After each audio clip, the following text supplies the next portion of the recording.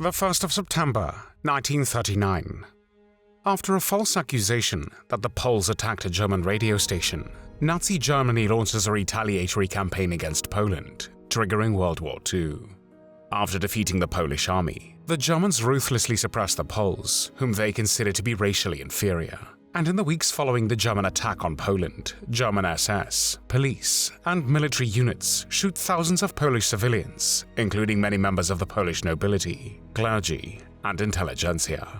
In the fall of 1941, Nazi Germany begins to implement a plan, codenamed Operation Reinhard, to systematically murder almost 2 million Jews living in the German-administered territory of occupied Poland called the General Government. 3 killing centers are established as part of this plan: Bełżec, Sobibor, and Treblinka. The last Commandant of Treblinka will become Kurt Franz. Kurt Hubert Franz was born on the 17th of January, 1914, in Düsseldorf, then part of the German Empire. From 1920 to 1928, he attended the public school in Düsseldorf and then worked as a messenger. Franz's mother was an observant Catholic, and when Franz's father died, his mother remarried to a man with a strong right-wing nationalist outlook. Franz joined several right-wing national groups and served in the Voluntary Labor Corps. He also trained with a master butcher for 1 year. Adolf Hitler came to power in Germany on the 30th of January, 1933, when he was appointed as the Chancellor of Germany by President Paul von Hindenburg. By this time, Franz was already a member of the Nazi Party, which he had joined 1 year earlier. After performing military service in October 1937, he joined the SS Death's Head units. The SS Death's Head units, named for the skull and crossbones symbol worn on the right collar of their uniforms, was established in 1934 by Theodor Eicke, the first Commandant of Dachau and later Inspector of the concentration camps. It was an independent unit within the SS responsible for administering the Nazi concentration and extermination camps throughout Germany and later occupied Europe. The units were trained to conduct themselves with strict discipline and cruelty, and to view the prisoners under their guard as enemies of the state who should be destroyed if possible. They were responsible for facilitating what the Nazis called the final solution, known since the war as the Holocaust, which was the genocide of Europe's Jews. Having first received training with the 3rd Death's Head Regiment Thuringia at Weimar, Franz began his service at the Buchenwald concentration camp as a cook and a guard. After the Second World War began, on the 1st of September 1939, Franz started to work for the Nazi euthanasia program, codenamed T4, which was the systematic murder of institutionalized patients with disabilities in Germany. The original plan was to kill people by injecting narcotics, until it was realized that these would cause a loss of consciousness, but death would not occur for some time. An alternative suggestion was made to use carbon monoxide gas. Patients were transported by bus or by rail to one of the central gassing installations for killing. Within hours of their arrival at such centers, the victims were murdered in gas chambers. The gas chambers, disguised as shower facilities, used pure bottled carbon monoxide gas. T4 functionaries burned the bodies in crematoria attached to the gassing facilities. Other workers took the ashes of cremated victims from a common pile and placed them in urns to be sent to the relatives of the victims. The families or guardians of the victims received such an urn, along with a death certificate and other documentation listing a fictitious cause and date of death. The most infamous of the killing centers was the Hadamar facility. When in the summer of 1941, the staff celebrated the cremation of their 10,000th patient, they celebrated with beer and wine. Since the crematorium ovens were often filled with 2 corpses at a time, the cremation process was less than perfect, which often resulted in a thick, acrid smog that hung over the town. The euthanasia program continued until the last days of World War II, and claimed the lives of 250,000 individuals. On the 20th of April, 1942, Kurt Franz was promoted to Oberscharführer, or Staff Sergeant. In the spring of 1942, Franz, along with other veterans of Action T4, went to German-occupied Poland, first to Lublin concentration camp complex and then to Bełżec extermination camp, where he stayed until the end of August 1942, when he was sent to the Treblinka concentration camp. There, he was quickly promoted, and from mid-August until November 1943, he served as the last camp commandant. Treblinka was constructed in the summer of 1942 and was the 3rd killing center after Bełżec and Sobibor, established by Operation Reinhard authorities. Deportations to Treblinka came mainly from the ghettos of Warsaw and Radom districts in the general government and continued until the spring of 1943.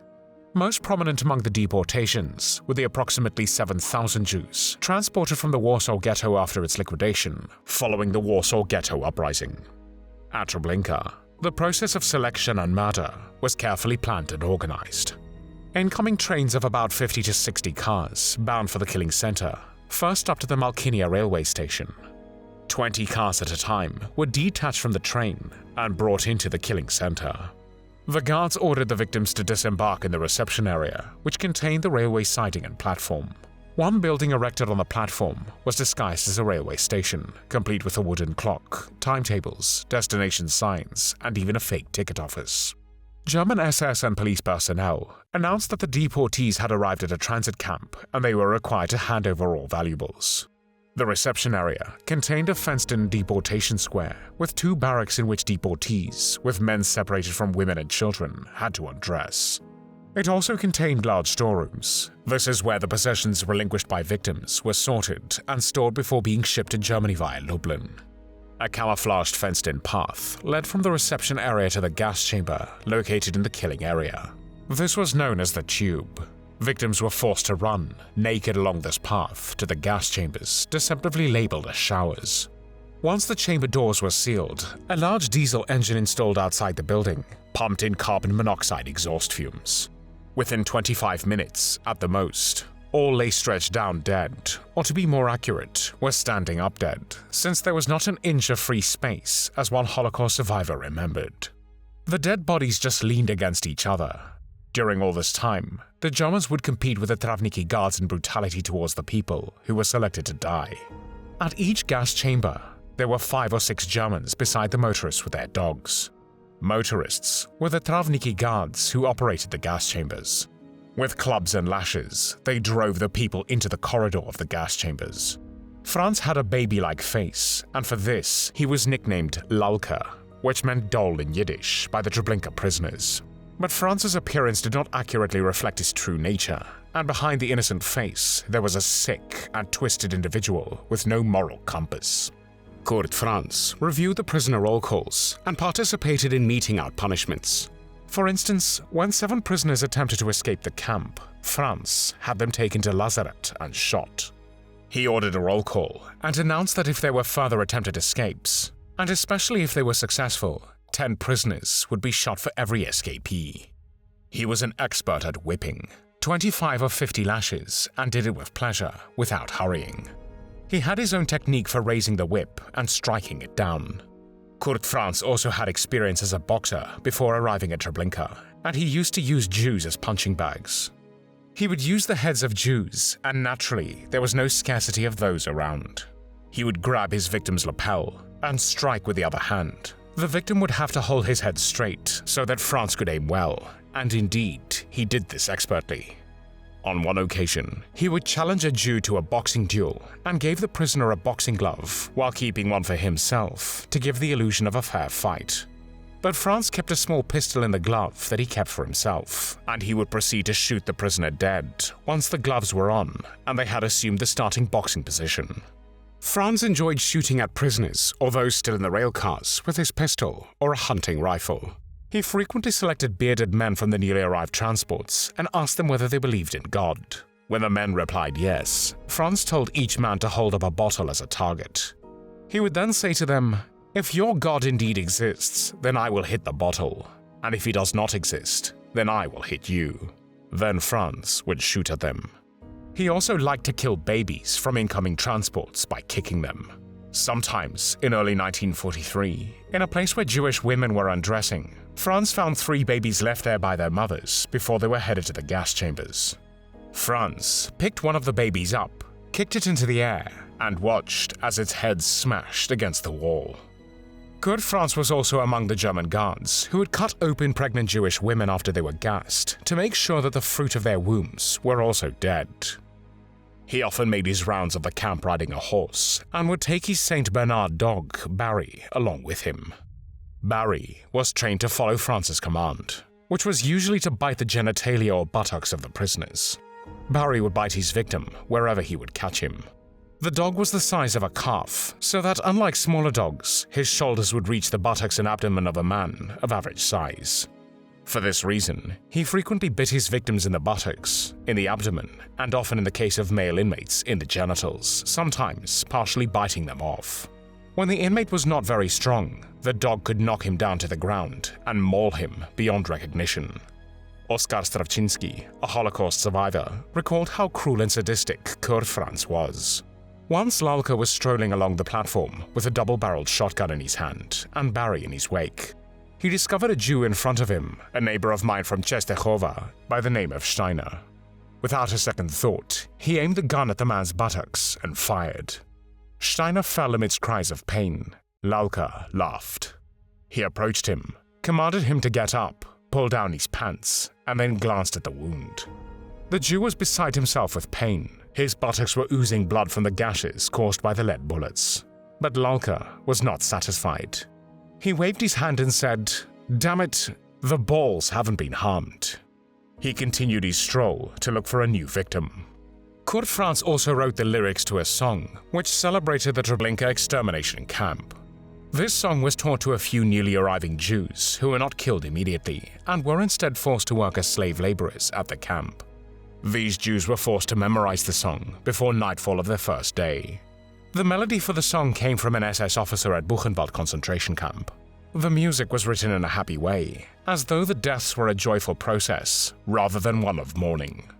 Looking squarely ahead, brave and joyous at the world, the squads marched to work. All that matters to us now is Treblinka. It is our destiny. That's why we've become one with Treblinka in no time at all. We know only the word of our commander. We know only obedience and duty. We want to serve, to go on serving, until a little luck smiles on us again. Hooray. In early 1943, Jewish inmates organized a resistance group. When camp operations neared completion, the prisoners feared they would be killed and the camp dismantled. During the late spring and summer of 1943, the resistance leaders decided to revolt. On the 2nd of August, 1943, Franz, along with 4 SS men and 16 Ukrainians, went for a swim in the nearby Bug River, and this was a chance for prisoners to quietly seize weapons from the camp armory and take over the camp. However, they were soon discovered, and hundreds of them stormed the main gate in an attempt to escape. Many were killed by machine gun fire, but more than 300 did escape, though 2/3 of them were eventually tracked down and killed by German SS and police, as well as by military units. After the unsuccessful revolt, Kurt Franz was instructed to dismantle the camp and eliminate every trace of evidence that it had ever existed. Surviving prisoners were helping with the camp's dismantling, and after completion of this job, they were all shot by the German SS and police authorities. By the time the Treblinka killing center was dismantled in the fall of 1943, the camp personnel had murdered an estimated 925,000 Jews, as well as an unknown number of Poles, Roma people, and Soviet prisoners of war. All traces of the camp's existence were destroyed.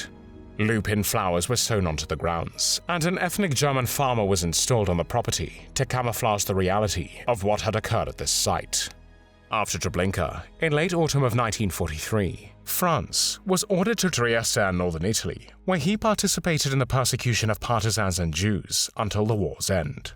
He was wounded in late 1944, and after recovery, employed as a security officer on the Gers-Trieste railway line. After the war, Kurt Franz first worked as a laborer on the bridges until 1949, before returning to his former occupation as a cook, and worked in Düsseldorf for 10 years before his arrest on the 2nd of December, 1959, after a search of his home found a photo album of Treblinka, which was titled Beautiful Years. Franz, at the Treblinka trials in 1965, denied ever killing a person or setting his dog on any prisoner, claiming that he had only ever beaten one prisoner. However, his lies did not help him escape justice. On the 3rd of September, he was found guilty of collective murder of at least 300,000 people, 35 counts of murder involving at least 139 people, and for attempted murder. He was sentenced to life imprisonment, but was released in 1993 for health reasons. Kurt Franz was 84 years old when he died as a free man on the 4th of July, 1998, in Wuppertal, Germany. There were no tears shed for Kurt Franz.